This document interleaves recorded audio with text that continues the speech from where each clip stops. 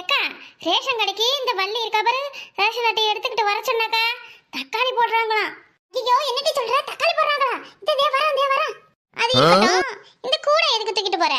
அக்கா, ரேஷன் கடையில அரிசி எப்படி போடுவாங்க? ஒரு வீட்டில் எத்தனை பேர் இருக்காங்களோ அவங்களுக்கு இவ்வளோன்னு கணக்கு பண்ணில போடுவாங்க. அது மாதிரி தான்க்கா தக்காளியும். என் வீட்டில் நாங்கள் 4 பேர் இருக்கோம்ல, அப்போ ஒரு மாதத்துக்கு எம்மா தக்காளி தேவை. அதுக்கு தான் அப்படியே அள்ளிக்கிட்டு வரலன்னு இந்த கூடை தூக்கிட்டு போகிறேன். அப்படியா? சரி, அப்போ நான் பின்னாடியே வரேன். சீக்கிரம் வாக்கா, நான் போய் இடம் போட்டு வைக்கிறேன். ஏட்டி, 4 பேர் இருக்கிற உன் வீட்டுக்கு இந்த கூடையை தூக்கிட்டு போகிறேன்.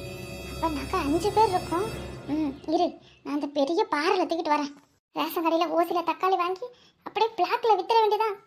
ஐயோ, என்ன லட்சுமிக்கா இம்மா கூட்டமா இருக்கு? இந்த வள்ளி எப்போ திரும்ப வந்தா? சே, என்னதான் இவ பொண்ணோ தெரியல. எதையாவது பார்த்துக்கிட்டு வேடிக்கை பார்த்து அப்படியே நிற்கிறது. உமாக்கா, என்னது இது?